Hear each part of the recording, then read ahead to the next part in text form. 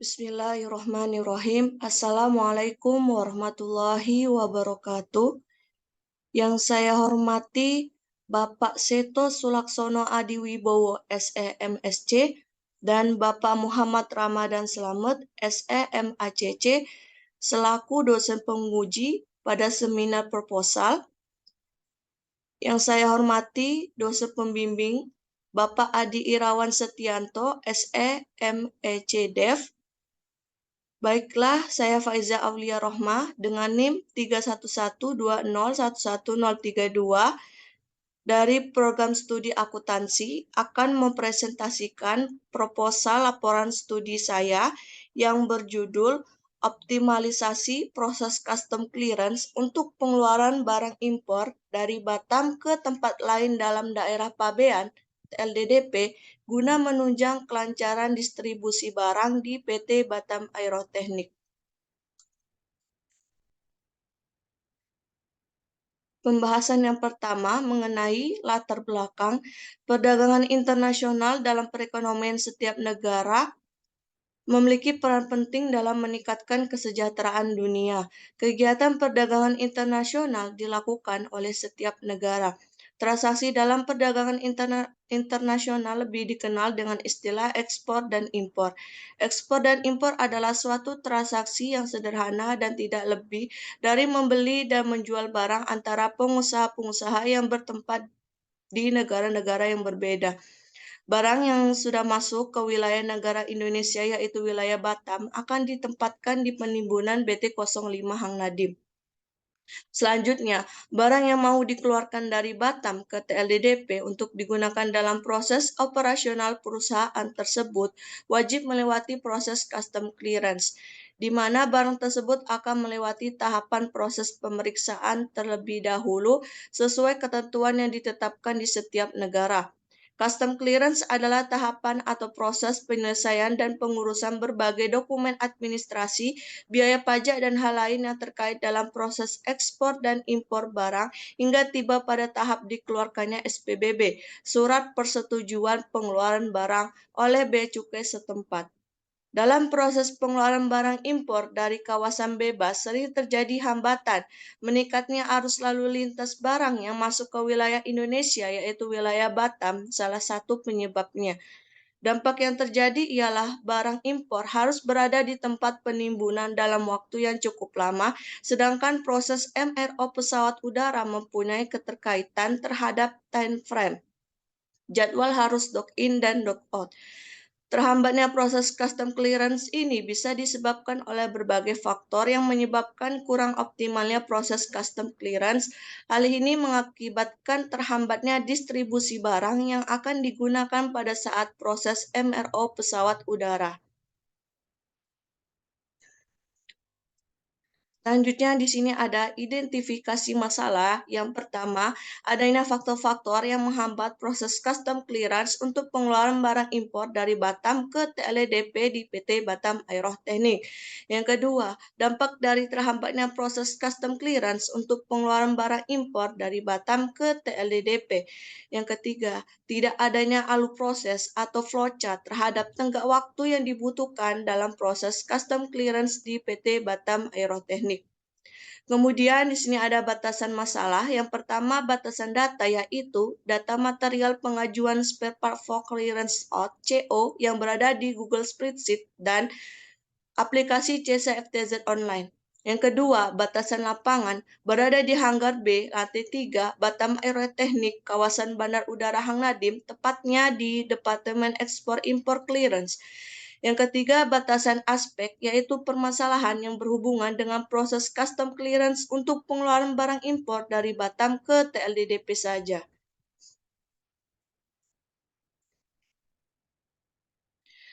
Selanjutnya, di sini ada tujuan penelitian. Yang pertama, untuk mengetahui faktor-faktor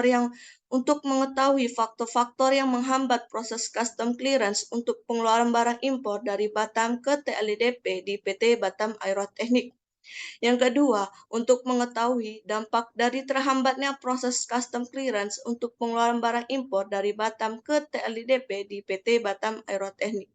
Yang ketiga, untuk membuat alur proses atau flowchart beserta tenggat waktu yang dibutuhkan dalam proses custom clearance untuk pengeluaran barang impor dari Batam ke TLIDP di PT Batam Aeroteknik sebagai pedoman kerja.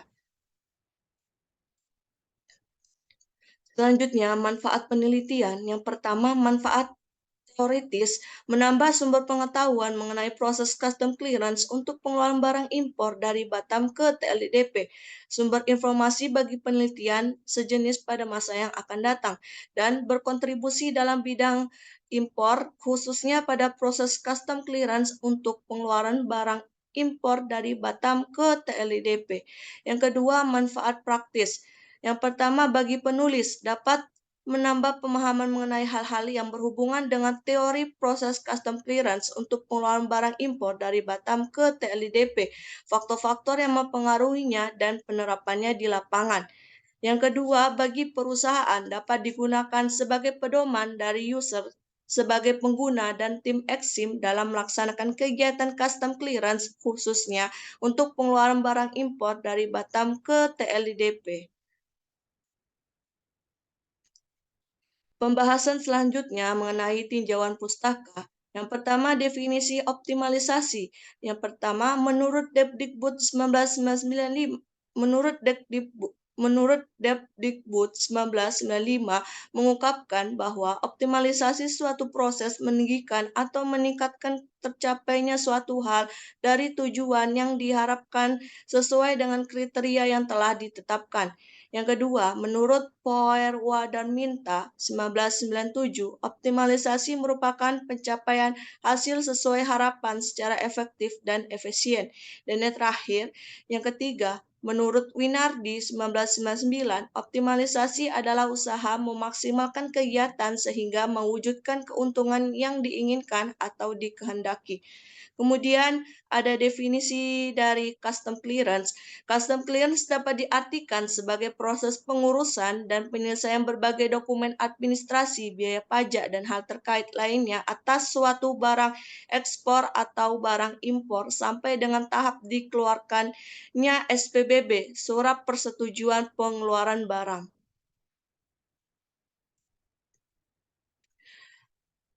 Selanjutnya, prosedur custom clearance. Yang pertama, draft pengajuan bayar, lalu penginputan dokumen PIB, pemberitahuan impor barang ke aplikasi CESA FTZ online, lalu pembayaran pajak, kemudian pemeriksaan fisik barang bersama tim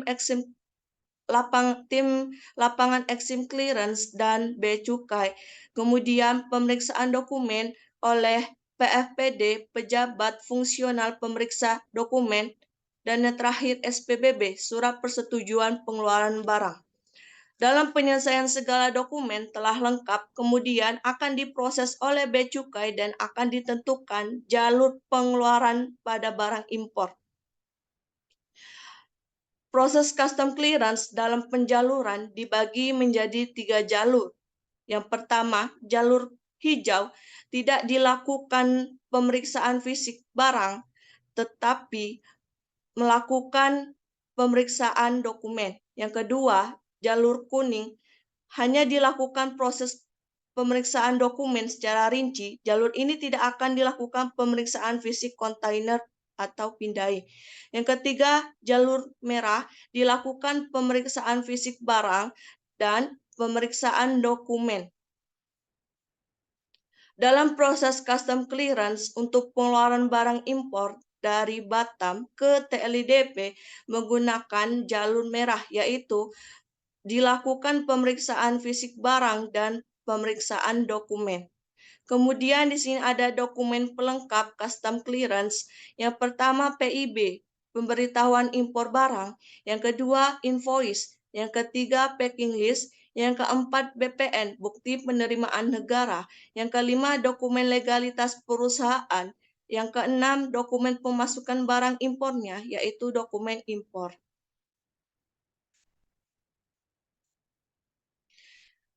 Selanjutnya ada definisi impor. Secara harafiah, impor bisa diartikan sebagai kegiatan memasukkan barang dari suatu negara ke luar negeri ke dalam wilayah pabean negara lain. Hal ini berarti melibatkan dua negara. Negara yang satu bertindak sebagai supplier dan satunya bertindak sebagai negara penerima. Adapun orang atau badan usaha yang melakukan kegiatan impor disebut importir.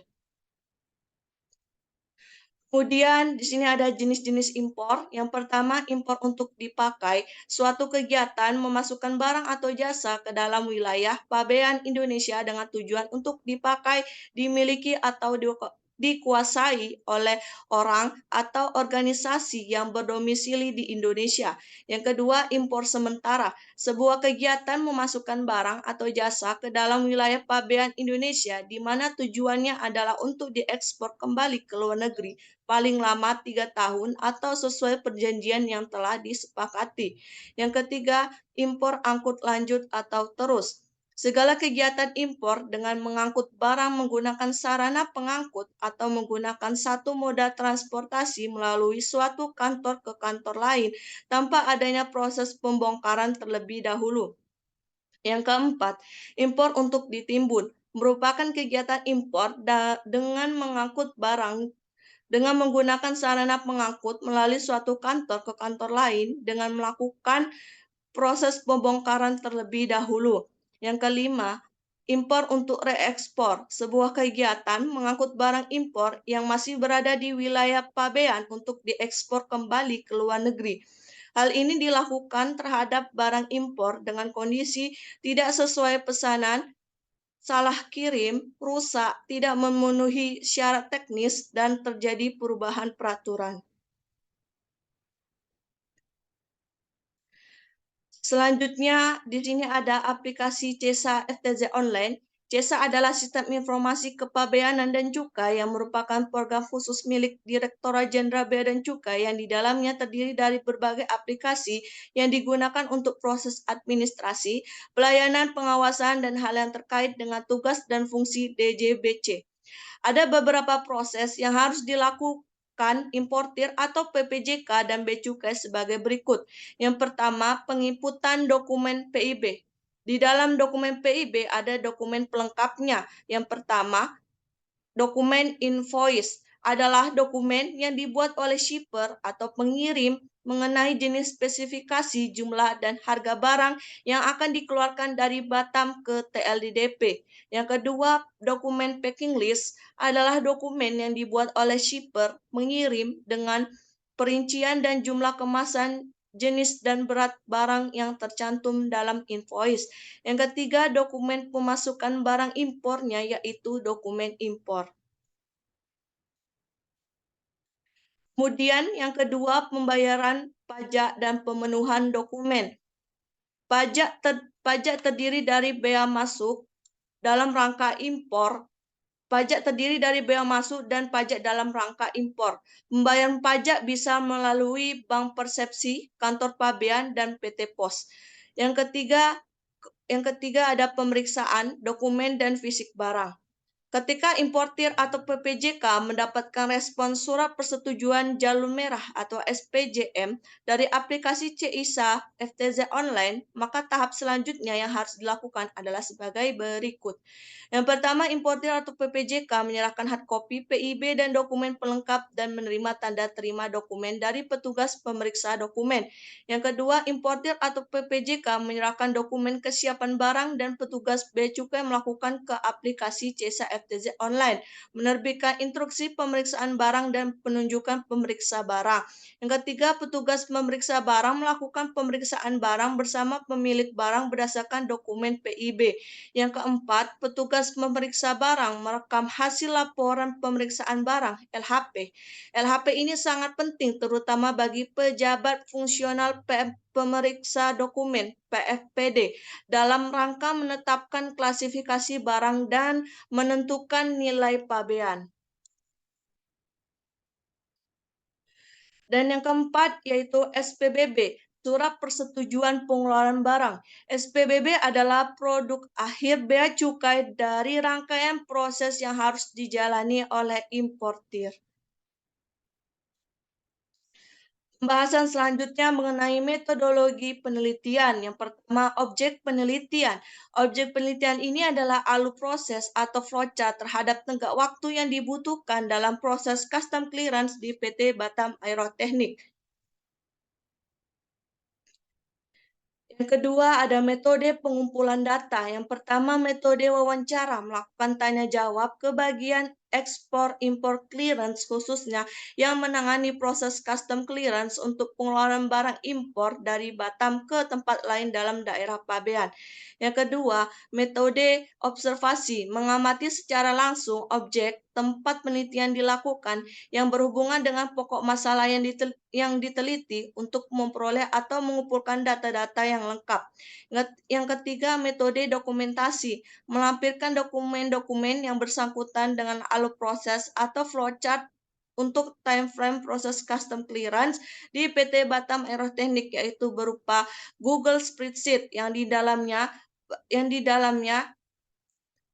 terdapat request pengajuan spare part for clearance out CO, dokumen PIB, pemberitahuan impor barang, dan dokumen IP, instruksi pemeriksaan, dokumen invoice, dan dokumen packing list, dokumen struk billing atau BPN, bukti penerimaan negara, dokumen SPBB, surat persetujuan pengelolaan barang, dan dokumen pemasukan impor. Kemudian ada metode analisis. Kemudian yang ketiga, metode analisis data. Dalam penelitian ini, penulis akan menggunakan analisis deskriptif, yaitu penulis akan membuat dan menjelaskan tentang alur proses atau flowchart terhadap tenggat waktu proses custom clearance untuk pengeluaran barang impor dari Batam ke TLDDP dan menganalisisnya sebagai pedoman kerja untuk action clearance dan pengguna user atau produksi. Pembahasan selanjutnya mengenai gambaran umum perusahaan. PT Batam Aeroteknik adalah suatu organisasi perawatan pesawat udara atau bisa disebut Aircraft Maintenance Organization. Perusahaan ini bergerak di bidang maintenance, repair, dan overhaul MRO yang didirikan pada tanggal 20 November tahun 2013.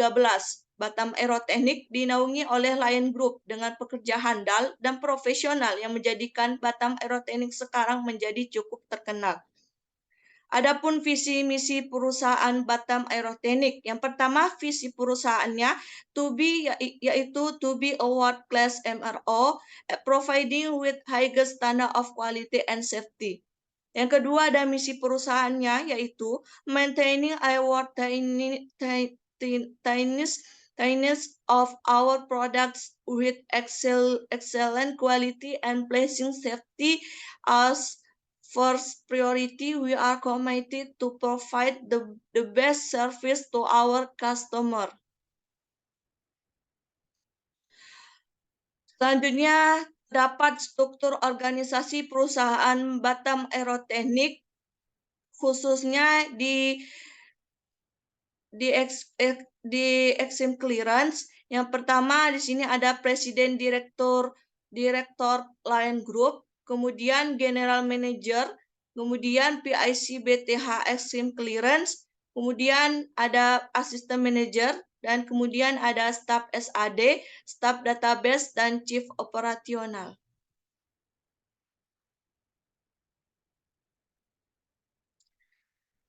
Selanjutnya, ruang lingkup usaha perusahaan.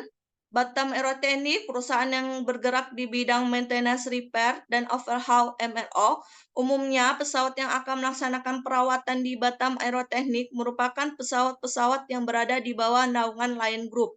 Pesawat-pesawat yang biasa melakukan perawatan antara lain adalah Boeing 737-800NG, Boeing 737-900ER, Boeing 747-400, Airbus A320CO, Airbus A330-300, dan ATR 72-500-600. Selanjutnya deskripsi kerja.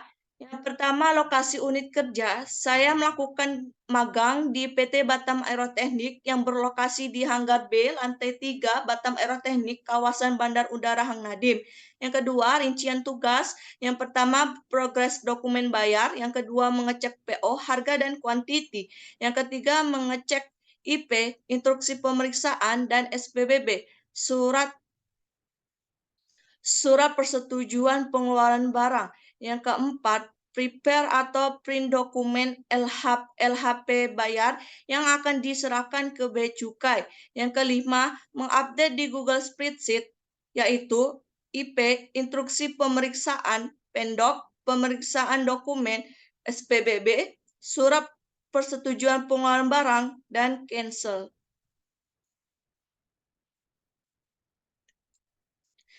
Selanjutnya, tanggung jawab. Yang pertama, diwajibkan untuk mengikuti segala peraturan yang telah ditetapkan oleh Batam Aeroteknik.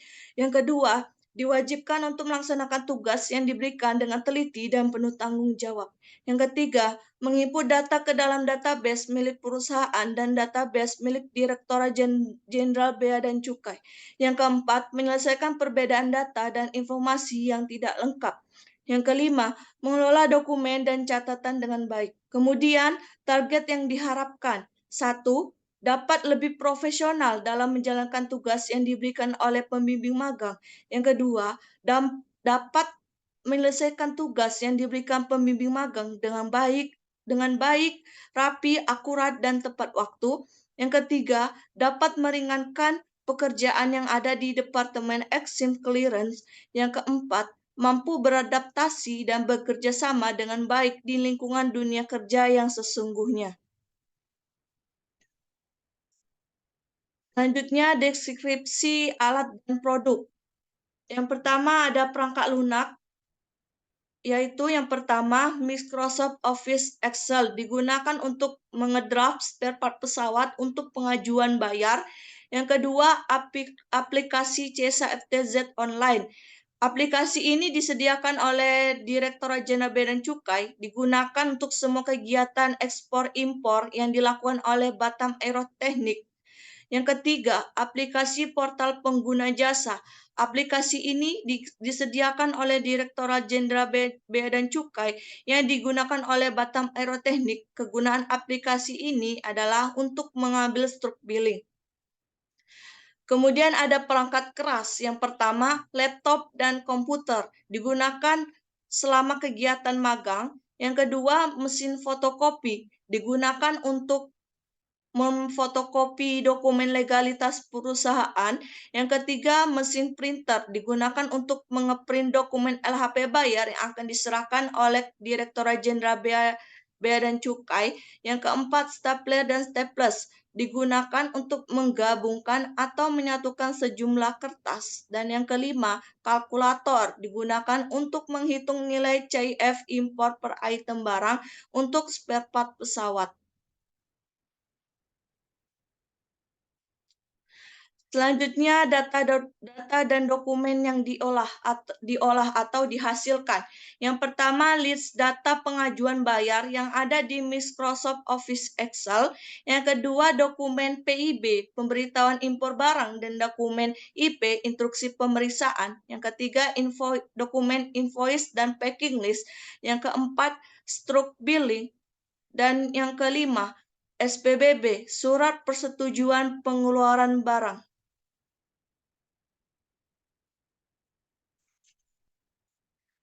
Baik, sekian dari presentasi saya mengenai proposal laporan studi.